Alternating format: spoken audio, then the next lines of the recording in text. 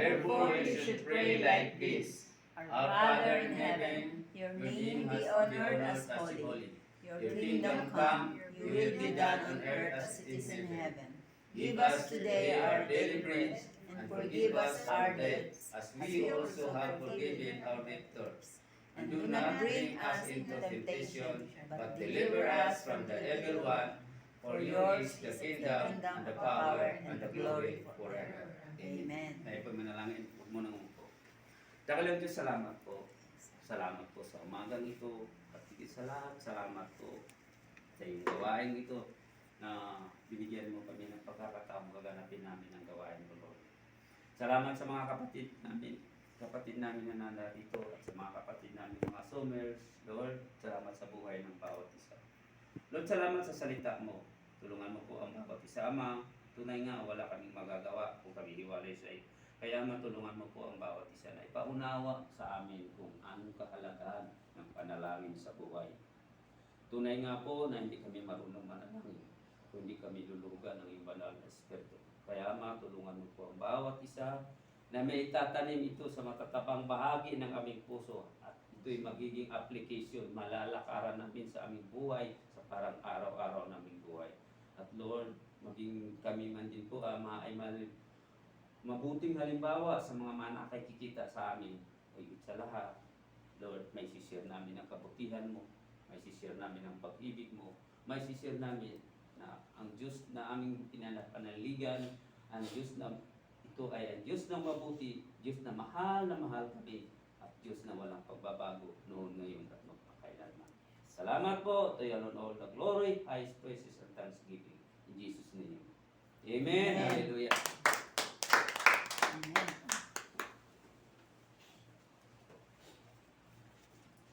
Pero bago po ang lahat, ano ba ang panalangin? Amen.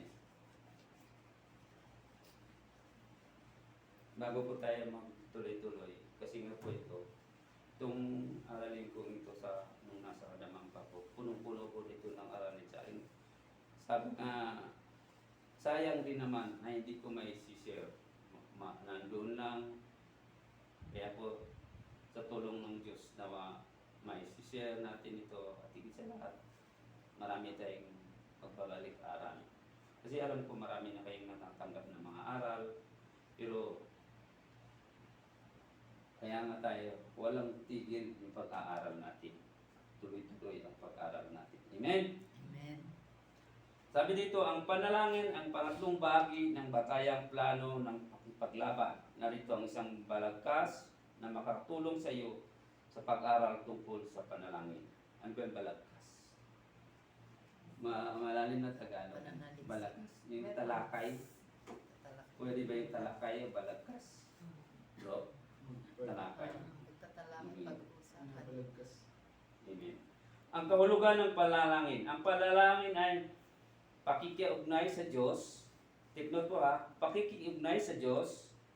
May iba't ibang wangis dito. Subalit, ang batayan ay ang tao ay nakipag-usap sa Diyos at ang Diyos ay nakipag-usap sa tao. Amen. Ibig sabihin po, sa panalangin pala natin, it is a communication between you and our God.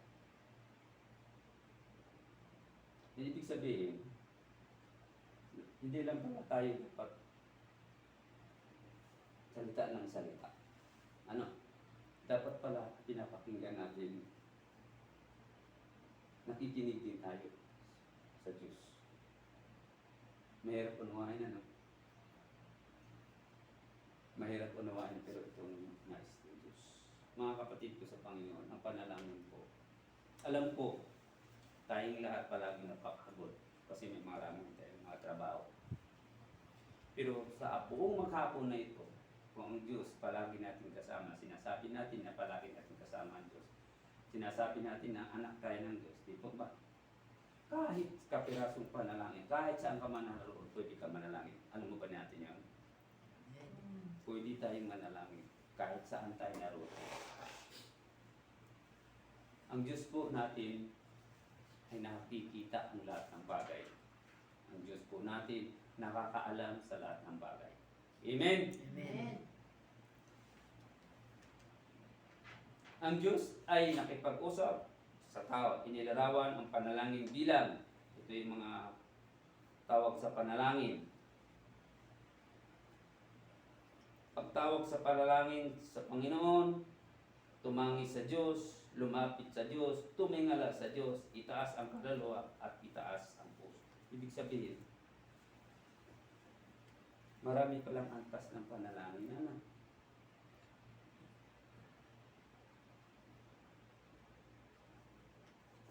Pero may mga tatlong antas ng panalangin na masigit. Alam po ba natin dito? May tatlong antas ng masiding panalangin. Paghingi, paghahanap, at pagkato. Naranasan na po ba natin ito, mga kapatid ko sa Panginoon? Paghingi, palagi tayo nanghihingi, ano? Master po. Pero yung paghahanap, hinahanapan natin ng Diyos. Totoo po. Madalas po tayo naghahanap sa Diyos. Hinahanapan natin Diyos. Pero yung pangatlo, pagkato. Ano yung kinakato? Di ba kadalasan pinto lang kinakato? Ibig sabihin po nito ng pagkato. Katukin natin ang puso ng Panginoon. Itong panalangin itong pagkato, mga kapatid ko, nagkasama itong sa totoo lang po kasi kadalasan pagka masiging na yung mga problema ng tao, saka na tayo nanalangin ng marubrugan. Pero hindi yun ang nais ng Panginoon. Madalas sa nangyari nga ngayon, madalas sa mga tao ngayon nananalangin. Totoo po yun. Alam po ba natin yun? Dahil sa sitwasyon ng panahon ngayon, walang bansa na hindi nananalangin. Walang tao na hindi nananalangin. Na matigil na. Unang-unang paghanap. Na matigil na yung COVID-19. Bakit? Kasi lahat tayo na apektado. Eh, mayroon na namang dumating. Ano nga ba yun? Dumating. Ano po yun? Bakit ganun? Sasabihin, bakit ganun? Nananalangin naman ako. Amen po? Amen.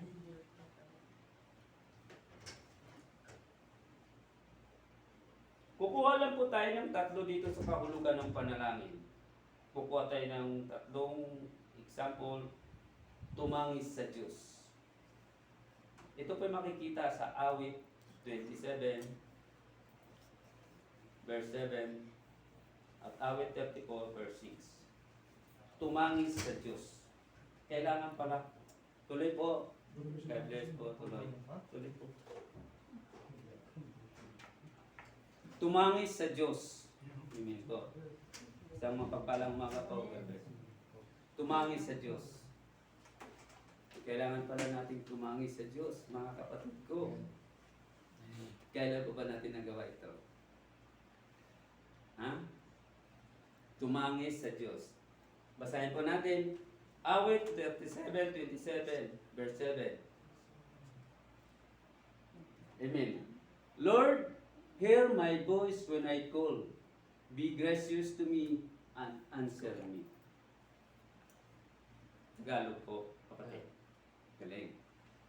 Digin mo, O Panginoon, pag ako'y sumigaw ng aking tinig.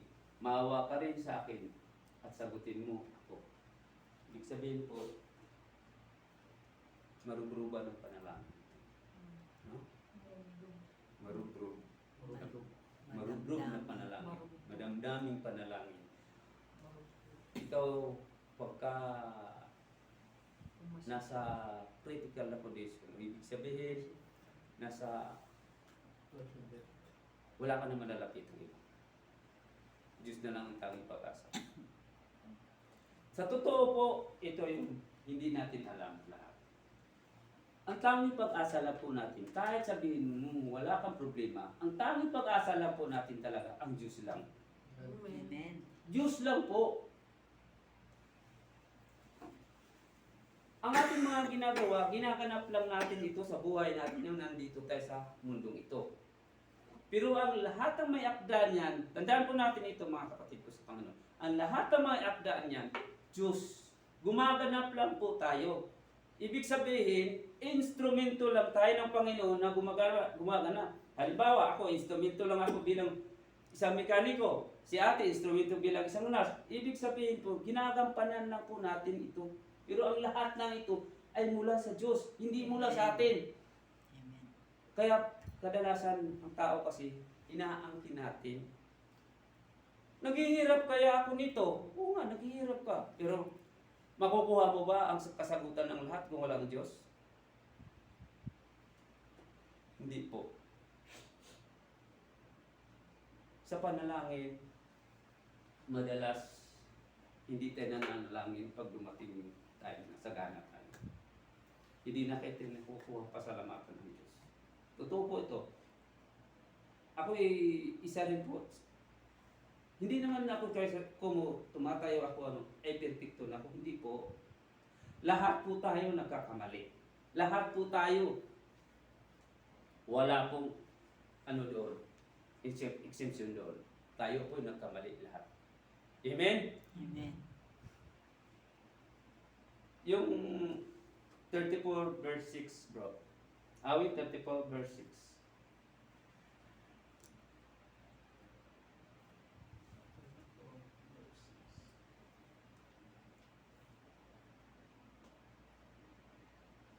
Itong abang tao dumaing at dininig siya ng Panginoon at iniligtas siya sa lahat niyang mga kabagaban. Kabagabagan. Ay.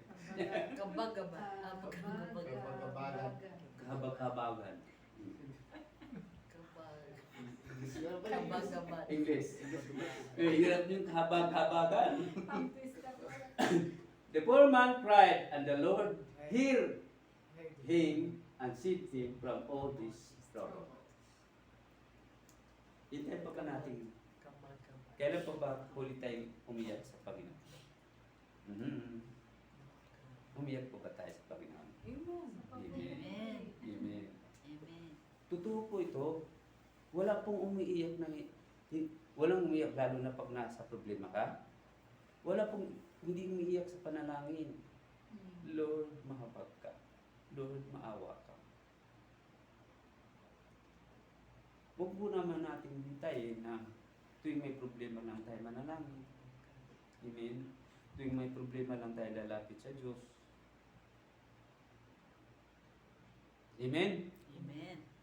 Hindi po. Ano man ang kalagayan mo, ano man ang nadatnan mo ngayon dumarating sa buhay mo, dapat magpasalamat ka sa Diyos, manalangin ka sa Diyos.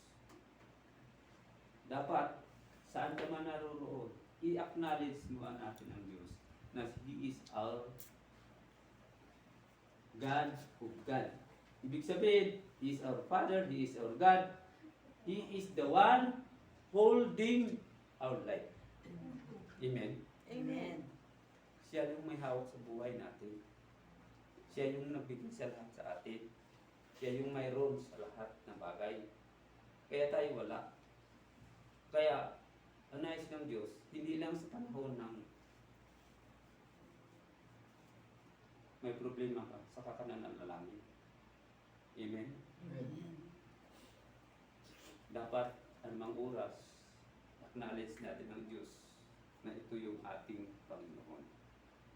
Siya yung ating tagapaglikha. Wala po tayong buhay ng bawat isa kung wala ang Panginoon. Wala po tayong trabaho, hindi po tayo makarating ng Saudi kung wala ang Panginoon. Ikaw naman, Kuya Lito, gano'n naman. Ako lang naman mag-isa nung nag-a-apply Amen. Pero ang Panginoon ang nagbibigay ng kalakasan sa iyo, kapatid ko. Hindi ka makapag-apply kung ikaw may sakit. Amen.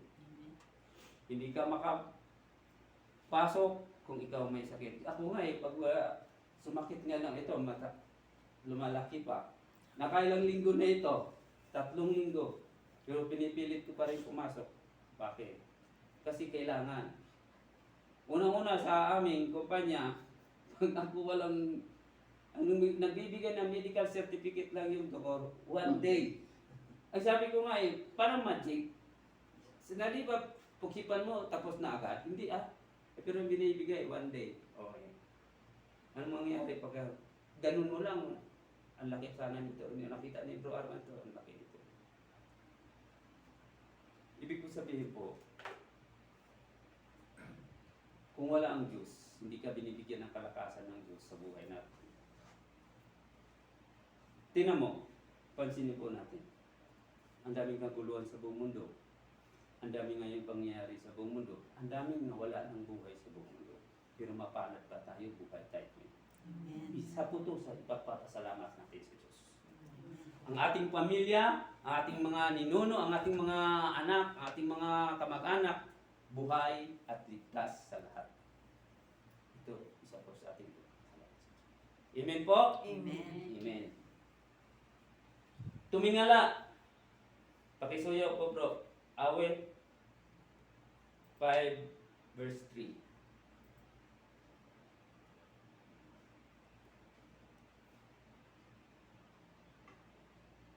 At daybreak, Lord, you hear my voice. At daybreak, I place my face to you and was expectantly. Bulol na po. Amen. Ang Panginoon sa kinaumagaan ay didinggin mo.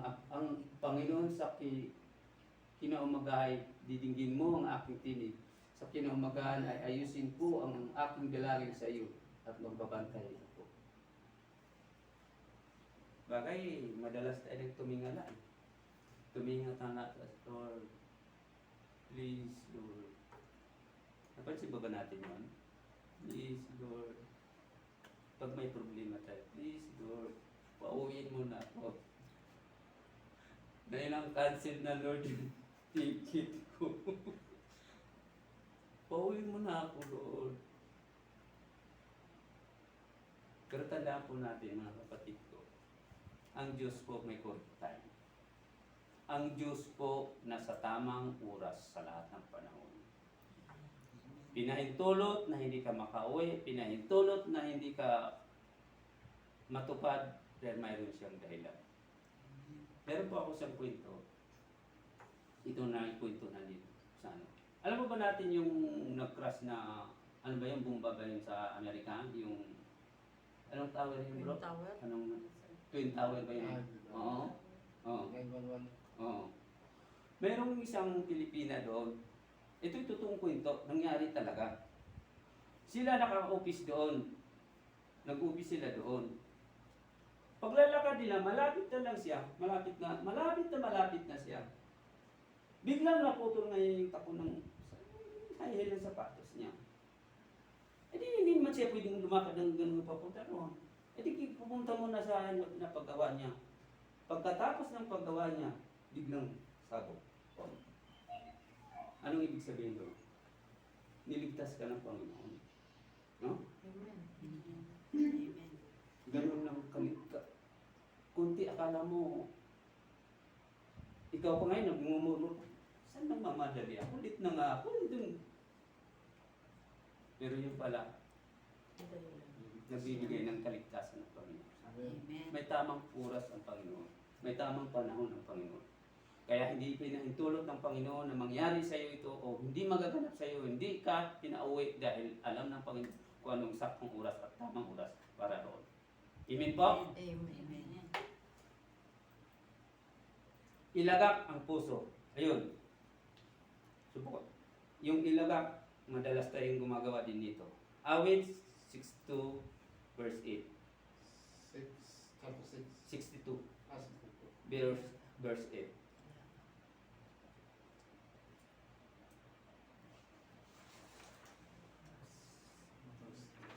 Amen. Magsitiwala kayo sa Kanya buong panahon. Kayong mga bayan, buksan ninyo ang inyong bibig sa harap niya. Diyos ay kanlungan sa atin. Diyos ay kanlungan sa atin. Pero unang-una magtiwala. Kailan po ba natin pinagkakatiwalaan ng Diyos sa lahat ng oras ba? Minsan sinisisi pa natin ang Diyos. Lord, nanalangin naman ako. Sinusunod naman, bakit hindi naman nagaganap yung gusto ko? Ang nice ng Diyos po, mga kapatid ko sa Panginoon, ang tiwala mo, ilalagak mo. Ang nice ng Diyos, na kung ito'y binigay mo na sa Kanya, pabayaan mong Diyos na kumilos sa buhay mo. Hindi ikaw, hindi tayo, o hindi natin papapangunahan ng Diyos. Amen? Amen. Hindi tayo mangunguna sa Diyos. Pero mahirap ano? Mahirap ano? Sasabihin mo, mahirap yata. Kasi mayroon din ako sariling desisyon eh. No? Pero ito yung sinasabi ng salita ng Diyos. Kung ikaw, pinapaniwalaan mo ng Diyos, nagtitiwala ka sa Diyos, at inaangkin mo na ang buhay mong ito ay buhat sa Kanya, na wala kang magagawa kung wala ang Diyos sa buhay mo, magtiwala ka sa Diyos.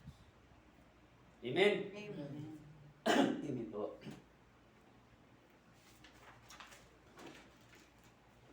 Mga uri ng panalangin.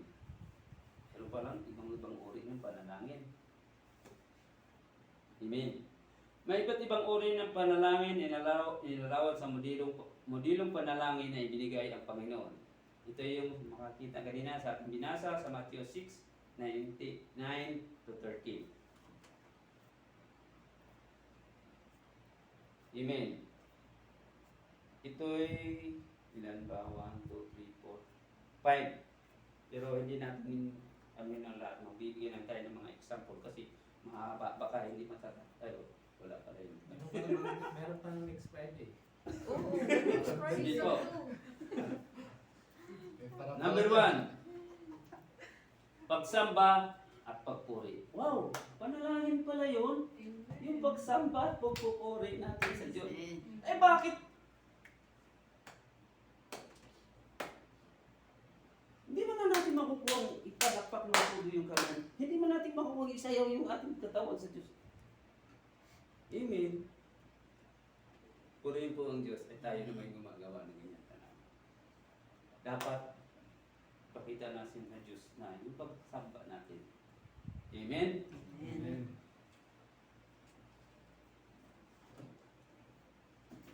Ang pagsamba ay pagbibigay ng parangal at pagmamahal. Ang papuri ay pagpapasalamat at isang kapahayagan ng pagpahalaga na di lamang sa ginagawa ng Diyos, kundi kung sino siya. Dapat mong sambahin ng Diyos sa Espiritu at katotohanan.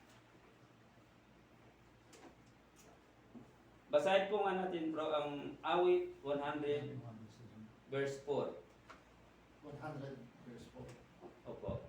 Chapter 100 verse 4. Pagsamba at pupupuri. Sabi dito, how happy is the man who does not follow the advice of the wicked. Ay, di pa pala. Sorry po. Sorry. Kaya nga, sabi ko. Bakit? Yeah. 100 verse 4. Enter his gate with thanksgiving and his court with praise. Give thanks to him and praise his holy name. Praise his holy name. Enter the gate with thanksgiving. Palagi ko magpapasalamat. Palagi pala tayo magpapasalamat. Kahit sa trabaho natin, pagkatapos ng trabaho mo, ay, wala lang. Hindi man lang natin napasalamatan ng Diyos. Diyos, thank you Lord. Nagtagumpay ako, binigyan mo ako ng kalakasan. Thank you Lord. Maging sa pagkain.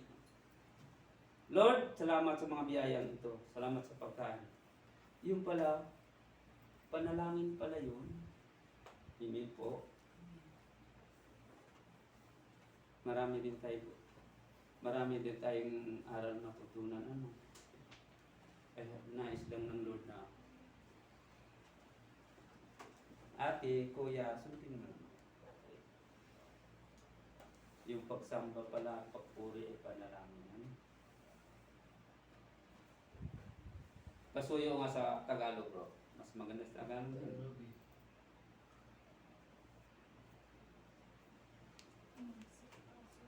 Magsipasok kayo sa kanyang mga pintong daan na may pagpasalamat, may pagpapasalamat, at sa kanyang looban na may pagpupuri. Mga pasalamat kayo sa kanya at purihin ninyo ang kanyang pangalan. Kailangan pala to palagi. Palagi sa buhay natin na tinanggap natin ang Diyos, na kinikilala natin ang Diyos na tayo mga anak niya. Anak po ba tayo ng Diyos? Amen. Amen. Anak po tayo ng Diyos. Kaya lang, nais ng Diyos, pasasalamatan natin siya. Hindi kung sinasabi nating anak tayo ng Diyos, siya po ang ating Ama. Amen. Amen. Siya po ang ating Ama. Amen po. Amen. Pasuyo po sa John 4, verse 23 at 24. John 4, verse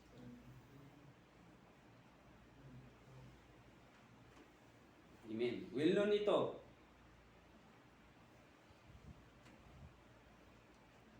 Datapat dumarating ang oras at ngayon na nga nasasambahin ng mga tao tunay na mananamba ang Ama sa Espiritu at katotohanan sapagkat hinahanap ng Ama ang mga gayon na maging mananamba sa Kanya. Ang Diyos ay Espiritu, ang mga sa Kanya ay nagsisamba ay kinakailangan magsisamba sa Espiritu at katotohanan. Amen? Amen. Sasambahin pala natin ang Diyos sa Espiritu at katotohanan. Amen. Ano ba yung Espiritu? Ang Diyos ay Espiritu. Kung alam natin ang Trinity, the Holy Spirit is God. Amen. Amen. Kaya sasamba tayo sa Diyos sa Espiritu at katotohanan. Ibig sabihin yan, mga kapatid ko sa Panginoon, saan ka man naroroon, pwede ka sumamba sa Diyos. Saan ka man naroroon, pwede ka magpapasalamat sa Diyos. But enter His gate, with always thanksgiving. Pagpasok mo pa lang sa manalangin ka, palagi ka may pasalamat. Kaya palagi tayo may pasalamat. Ibig sabihin, anumang sitwasyon ngayon, bagyo man yan, baha man yan sa Pilipinas, ipagpasalamat natin yan kasi mayroong nais ipaalam ang Diyos sa bawat isa. Amen po tayo. Amen. Amen. Tayo'y manalangin palagi. Amen po. Amen. Ang pangalawa, pagtatalaga. Ito ang panalangin na nagtatalaga sa iyong buhay at kalooban sa Diyos. Kabilang dito, ang panalangin na may pagkahandog at paglalaan. Ibig sabihin, yung ginagawa mo sa sarili mo, halimbawa, nanalangin ka sa tuwing gising mo, nanalangin ka sa tuwing kain mo, nanalangin ka bago matulog, at mayroon ka pa ng pagre-reading ng Bible. Ibig sabihin, lahat pala yun, dapat tinatalaga sa Diyos. Ano? Ibig sabihin, mayroon ka dapat commitment sa Diyos. Ibig sabihin, ito pala, inaano mo, Lord, ganitong oras din, hintay mo ako, Lord, babalikan kita palagi sa oras nito. Amen? Amen. Meron palang pagtatalaga. Panalangin. Hindi po pala yung kung kailan lang natin maisipang manalangin. Amen po ba? Amen. Hindi po pala yung kung kailan lang. Ngayon gusto ko manalangin. Bukas lang, wala. Hindi po pala po pwede nila. Mayroon palang pagtatalaga. Ibig sabihin, pagka nagkaroon ka ng commitment sa Lord, ibig sabihin, mayroong pagtutupad na nais mong gawin.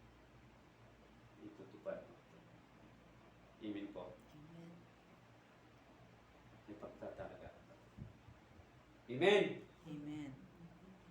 Paghiling. Pangatlo, paghiling. Ang mga panalangin ng paghiling, pamamanig, ang mga kahilingan ay ginagawa ayon sa kalooban ng Diyos na naayag sa kanyang mga salita. Ang paghiling ay maaaring nasa antas ng paghingi, paghanap, o pagkatok. Ang pagsamo ay isang pang ginagamit na salita para sa uring ito ng panalangin. Ang ibig sabihin ng salitang pagsamo ay pamamanig sa Diyos o kaya ay matinding panawagan sa Kanya para isang pangangailangan. paghiling. Tara sa bagay po mga kapatid ko, ginagawa talaga natin. At nawa, gawin na natin ito palagi sa buhay natin. Yung, tandaan po natin na, sinabi ng Diyos, palagi tayong manghihingi. Alam po ba natin yon? Palagi tayong manghihingi. Kaya lang, pagka na-receive na naman natin ang hinihingi natin, matuto rin tayo magbabayad. Paano? Pasalamatan po natin ang Diyos. Meron po lang akong kwento dyan eh. Yung may pulubi. Palagi naka-stay doon sa bahay ng mayaman. Naka-stay lang sa gate ng mayaman. Ang ginawa naman itong mayaman, mabait yung mayaman, binibigyan ng pulubi. Pag yung daan ng umaga, tanghali, binibigyan ng pulubi. Kasi binibigyan. Sa katagalan, nagtaka ngayon ng pulubi. Sabi ng pulubi, bakit kaya hindi na ako binigyan ng may-ari dito, yung mayaman? Hindi dumaan ngayon ng pulubi, ang mayaman. Sabi, sir, ba't hindi na ako ninyo binigyan? Sabi naman ng mayaman, paano kita mabibigyan? Eh wala na akong lagyanan eh. Naubos mo na yung lalagyan ko eh. Hindi mo naman binabalik. Ano ibig sabihin? Kailangan natin magbabalik. Amen. Kailangan natin magbabalik ng pasalamat palagi. Either, kung yung hinihiling mo ay hindi natutupad, magpapasalamat pa rin po tayo. Sapagkat, alalahanin po natin, God has correct time. God has a great purpose, each and every one of us. Kung hindi binigay ng Diyos, kung hindi natupad ng Diyos yung araw na ito na hinihiling mo o tinihingi mo, magpasalamat ka pa rin sa Diyos sapagkat mayroong higit pa na ibibigay ang Diyos sa iyo. Amen? Amen. Wala si Baral ba?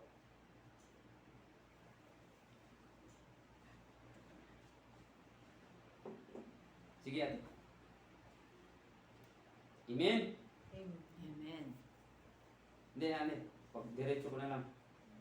Number 4, pagpahayag at pagsisisi. Pagpapahayag at pagsisisi. Ibig sabihin pala, kung ito ikaw pala ay nagpapahayag at pagsisisi, ibig sabihin, madalas tayo nagsisisi lang pag nakagawa ng kasalanan. Pero ito pala ay panalangin. Sabi nga, pagsisihan mo ang iyong kasalanan at talikdan. Kasama pala ito, panalangin pala ito. Pag nagsisisi ka, amen. At nagpapahayag ka ng mga maling gawa mo, madalas ito ginagawa natin. Kasi mayroon na nga sa atin na yun. Ina-acknowledge natin ang Diyos na Ama natin. Ginagayad tayo ng Diyos. Tandaan po natin ito. Ginagayad po tayo ng Diyos araw-araw sa pamumuhay natin. Kung binibilang natin ng Diyos na ating Panginoon, ating Ama, hindi ka pababayaan. Ginagayad ka ng Diyos araw-araw ng buhay natin.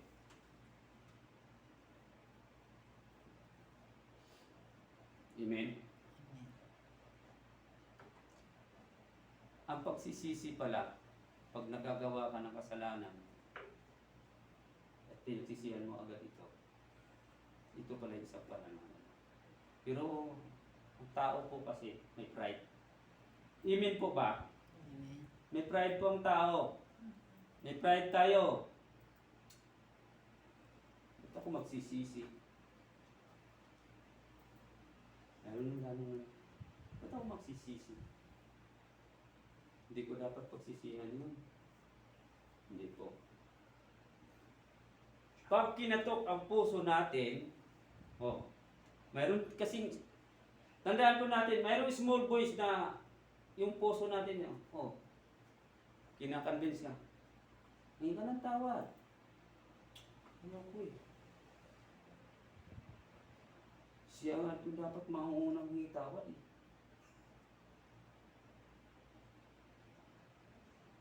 Kaya palagi po pala sa atin, pagka tayo kinatok ng Panginoong Jesus, ng Banal na Espiritu. Yes, Lord. Wala pala tayong gagawin ko. Yes, Lord. Yes, Lord. Amen? Amen.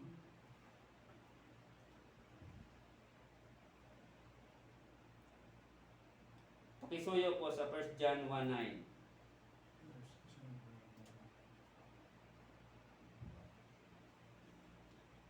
Ito will known to sa atin. Ate, di ba? Mga ate, kuya, will known.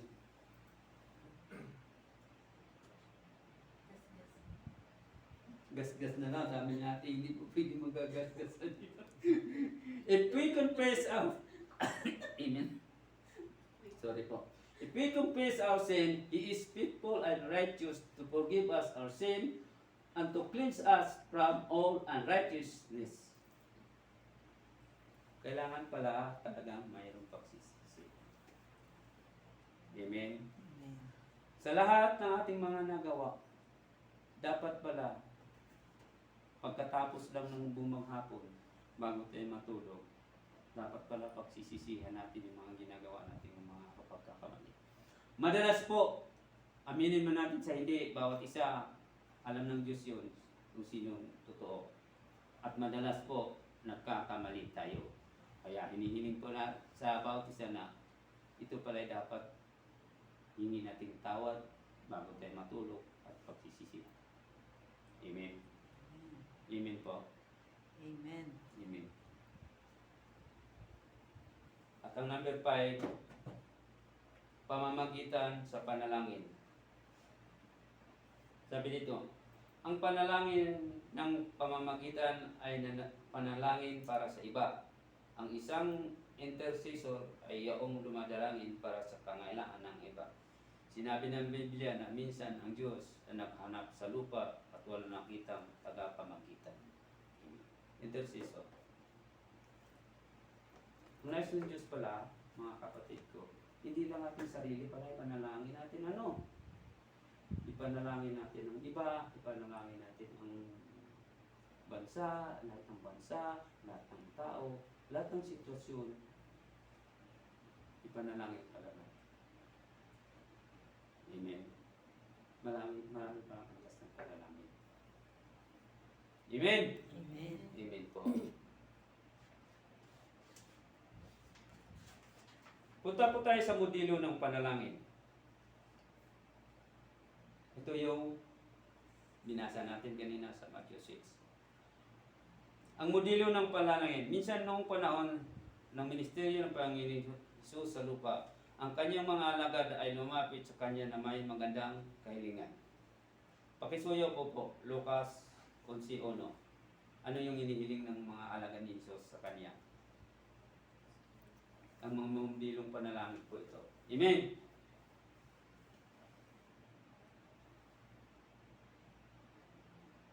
At nangyari nang siya ay nanalangin sa isang dako. Nang siya ay matapos ay sinabi sa kanya ng isa sa kanyang mga alagad, Panginoon, turuan mo kaming manalangin ng gaya naman ni Juan na nagturo sa kanyang mga alagad.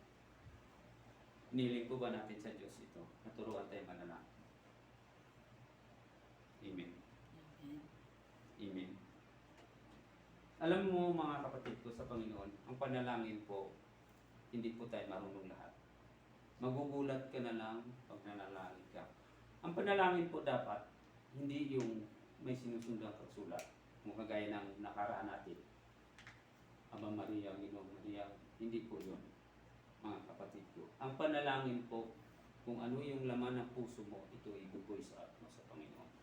Makipag-usap ka sa Panginoon. Ang sabi nga nung ganina, makipag-usap ka sa Panginoon at ang Panginoon makipag-usap sa iyo. Ibig sabihin, pakinggan mo rin ang Panginoon at pinapakinggan ka rin ng Diyos. Hindi po yung panalangin na nakasulat. Kung ano yung laman ng puso mo, ito ibubuhay sa mo sa panalangin. Amen? Amen.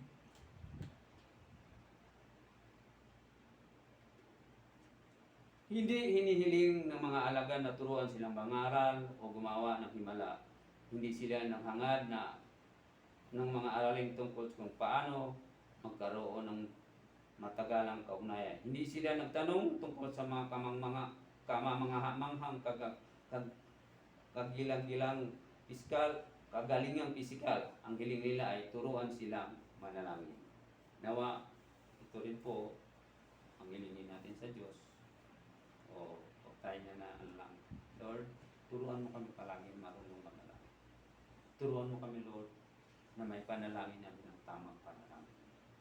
Turuan mo kami, Lord, na itama mo ang lahat ng aming mga kamalian at higit sa lahat.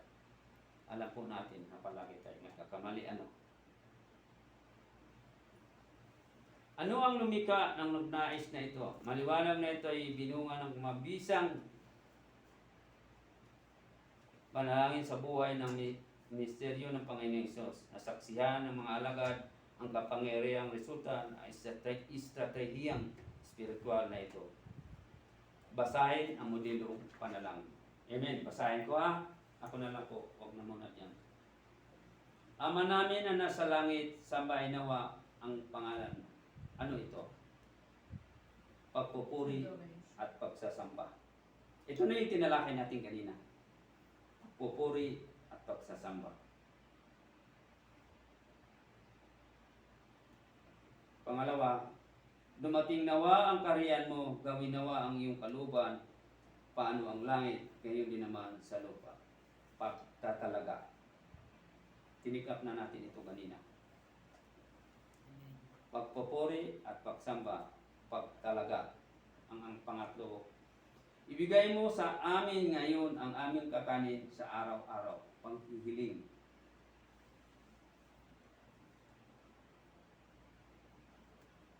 At ang pang-apat, at ipatawad mo sa amin ang aming utang, gaya naman namin na nagpapatawad sa mga utang sa amin. Amen. Mahirap yata ito. At ipatawad mo sa amin ang aming mga utang, gaya naman namin na nagpapatawad sa mga utang sa amin. Mahirap kayo magpapatawad sa utang ng iba, no? Purihin po ang Diyos. Ito po ay pagpapahayag at pamamagitan. Kasi ang tao, minsan mahirap, yun nga, sinabi ko kanina, mahirap po ang tao kasi na, alam mo na ang tao kasi palagi, akin lang to eh. Akin lang to eh. Mahirap din po ang tao na, ba't ko siya patatawarin? Eh siya yung nangunguna eh. Ganun ang tao. Pero, kung kinikilala natin ng Diyos, tayo anak ng Diyos, tayo kusang lumapit, tayo kusang mag-inom kapatawaran. Bagamat sabihin mong, siya man may kasalanan, o ako man may kasalanan, huwag mo intindihin yun, ang mahalaga, ginagawa mo ang nais ng Diyos. Ito yung nais ng Diyos. Amen. Ito ang nais ng Diyos, hindi nais mo. Ginagawa mo lang ito dahil gumaganap ka sa nais ng Diyos. Ginagawa mo lang ito dahil ito yung gusto ng Diyos. Hindi gusto mo. Gusto ng Diyos ito ay hindi mong pagpatawad sa lahat. Amen? Amen. Pagpapahayag at sa pamagitan. At huwag mo kaming ihatid sa tukso, kundi iligtas mo kami sa masama. Ito yung paghiling. Tandaan po natin, pagpupuri at pagsamba, pagtalaga, paghiling, paghayag sa pamagitan, paghiling, at ang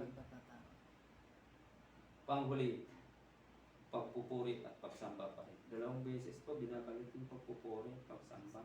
Panalangin pala talaga ito. Bakit? Kailangan natin yung pagpupuri po natin. Kasi madalas po tayo nagpupuri.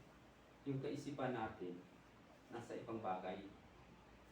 Yung ating puso nasa ibang bagay. Hindi po ito ang nais ng Diyos. Amen po mga kapatid ko.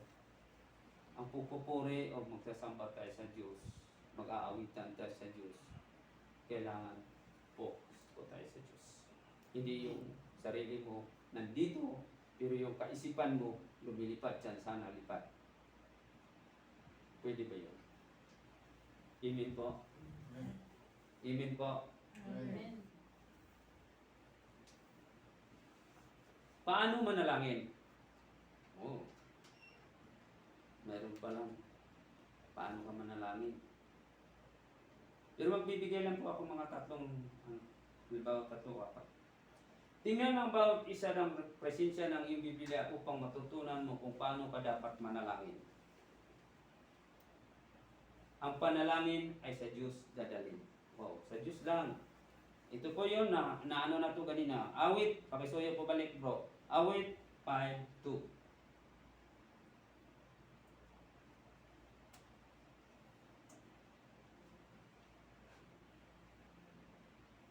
Digin mo ang tinig ng aking daing harit ko at Diyos ko, sapagkat sa iyo'y dumadalangin ako.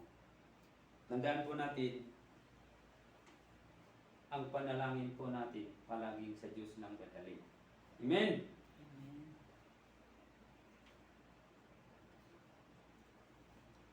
Ang mga walang kabuluhang ulit-ulit ay ipinagbabawal, subalit ang tapat at pag-ulit ay di naman.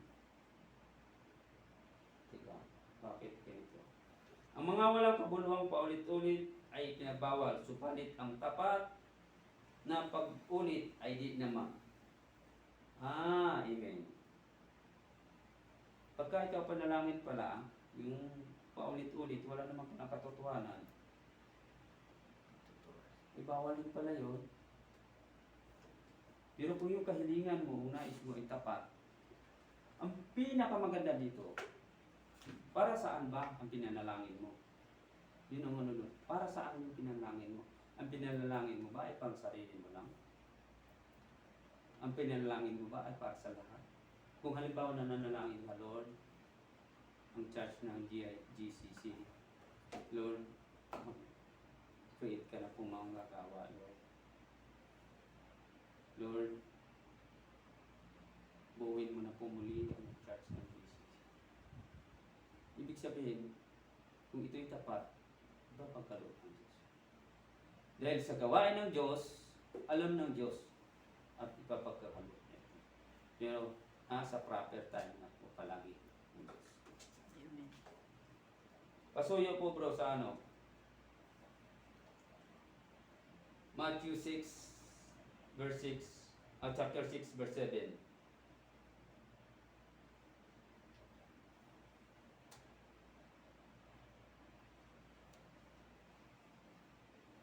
Verse 7. At sa panalangin niyo ay huwag ninyong gamitin ang walang kabulong paulit-ulit. Yan pa ha.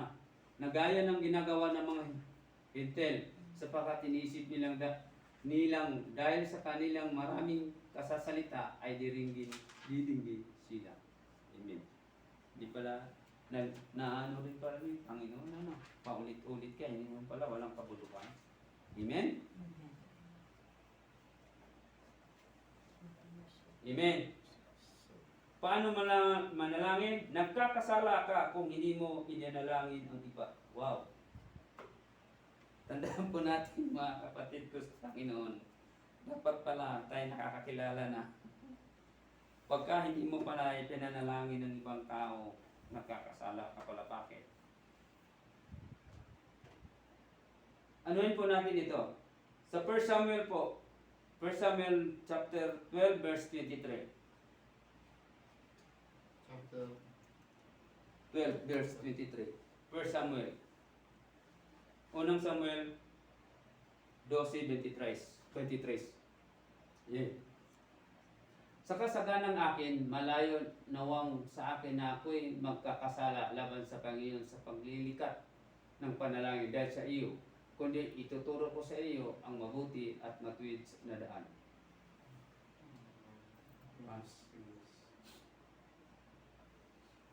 As for me, I vow that I will not sin against the Lord by ceasing to pray for you.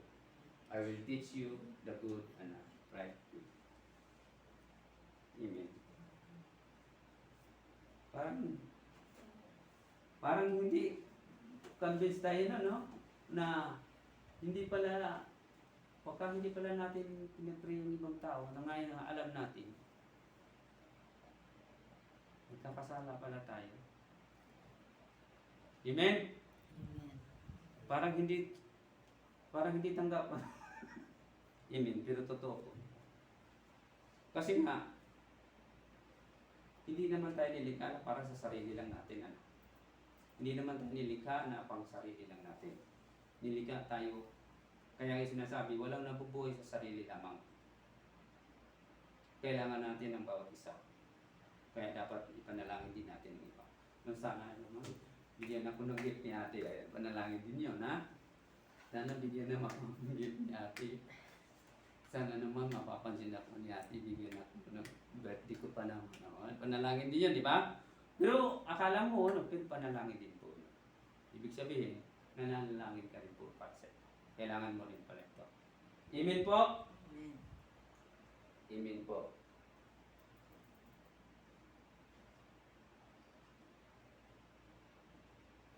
Nananalangin sa pag-iisip. Pwede pala manalangin sa pag-iisip. Amen. Amen po. Amen. Pwede pala tayo manalangin sa pag-iisip lang. Kagaya lang ng ganina, nung papunta kami ni Kuya Ray, dito, aga-aga, ang haba ng hintuan ng mga yung isang kotse sumalpok sa isang malaking truck na tubig. Alam mo ba po natin, yung unahan ng kotse, yuping-yupi, makikita mo yung bumper, napakalayo, tinatalsikan. Punong-puno ng dugo. Ibig sabihin kung mayroong patay doon. Maga-maga. Sabi ko nga ito, nakakahabag naman. Meron mo, halimbawa aga-aga nagpaalam ka sa bahay mo, papunta kang ganito sa trabaho, tapos gano'n na nangyari. Hindi mo man lang iniisip yung buhay mo na biglang isang iglap lang. Amen? Eh kung wala tayong Diyos, hindi ka nakapanalangin. Paano ka pa makapagsisisi? Paano mo pa matawag ng Diyos? Amen po mga kapatid. Amen. Kaya po dapat. Amen. Palagi po tayong nanalangin. Hindi lang po pa sarili natin. Kundi din na lagi. Sabi ko nga, mag-ano ka sa sarili. Sana Lord, hindi mangyari ang mga ganito. Kasi nakakawa. Hindi man lang alam mo, ay kung sa pamilya mo nangyari. Pamilya mo bumibiyahe biglang na gano'n. Amen. Tapos, hindi mo lang nagpaalam na iwanak, alis na ako. Yung pala last case mo na lang sa mga anak. Huling paalam mo na lang sa mga anak. Hindi mo na nalaman ano pa nila. Amen. Amen. Dito ko po tatapusin yung ano nito. Mahaba po kasi ito. Hindi ko po pwedeng kailangan po malaman ng bawat isa na ang panalangin po esensyal sa nakakilala na sa Panginoon. At nalaman na natin ngayon, gusto ko nga sana ano natin dito ng mga pag-aralan. Mayroong mga antas-antas ng panalangin. Amen. Ngayon, na nakakilala na tayo sa Panginoon, hindi na po matitigil dapat ang panalangin natin. Manalangin tayo sa lahat ng oras at sa lahat ng panahon at higit sa lahat. Palagi po tayo magpapasalamat sa Diyos. Pasasalamatan natin ang Diyos sa lahat ng oras. Ang panalangin po kasama ang pagpapasalamat. Ang pagpapasalamat ay panalangin po. Palagi po tayo manalangin at magpapasalamat sa Diyos. Bagamat ito ating hinihiling, kung mayroon man tayong hinihiling sa buhay natin na hindi natupad, pagpasalamat pa rin natin sa Diyos. Isa sa binigay kong example kanina na maraming pangyayari Yun pala, sa kauli-ulihan na-realize mo, nangyari iyon dahil mayroon nais ang Diyos. Nangyari na rin ito sa buhay ko.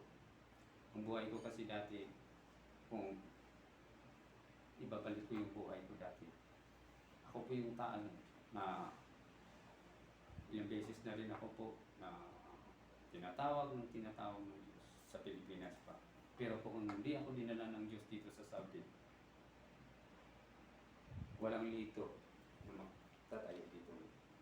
Ibig sabihin po, ayaw na natin. May hindi mo ako mapatayo sa aral ako, may hindi mo ako mapatayo. Mahihain po ako. Pero sa biyaya ng Diyos, sa habag ng Diyos, hindi po. Ang Diyos po natin, tandaan po natin po mga kapatid, ang Diyos po natin mabuti sa lahat ng oras. Kung ikaw hindi ka pa nagsisisi, hindi mo pa tinanggap ang Panginoon Jesus sa buhay mo, ito na yung time. Muli, tanggapin natin ang Panginoon Jesus. Tanggapin natin ang Panginoon na He is the only way, the truth, and the life.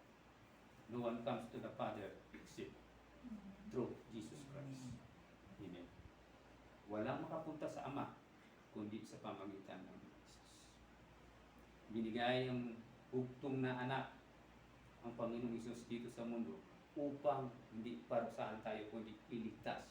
Kaya lang sa katigasan ng ulo natin, sa katigasan ng puso natin, madalas ilang beses na tayong pinagsasabihan, naroon pa rin po pabalik-balik tayong gumagawa ng mabubuti. Amen. Amen. Amen po. Amen. Pag tinanggap pa natin ang Panginoon Diyos sa buhay natin, hindi lang tanggapin, kundi panindigan ito natin, Diyos natin siya. Siya dapat ang mag-ahari ng buhay natin ito. Amen. Amen. Amen po. Hindi ko po pwedeng posin ito kasi napakahaba. Diyan po lang tayo mag-umpisa. Alam mo na. Tapos, Alam mo na. Let's forget it. sa oras To be po, continued po ba yan? sa oras po ito, tayo po manalangin. Amen. Tayo tumayo. Pwede po itaas natin ating mga kamay habang nanalangin tayo. At ating damhin ng Panginoon ay nasa ating kalagitnaan. Amen. Dakilang Diyos, salamat. Panginoong Jesus, salamat. Banal na Espiritu, salamat. Alam namin na Ikaw ang Diyos na nakakaalam sa lahat ng bagay. Alam namin na Ikaw ang Diyos na mabuti sa lahat ng oras. Lord, narito po ang mga lingkod mo sa oras natin.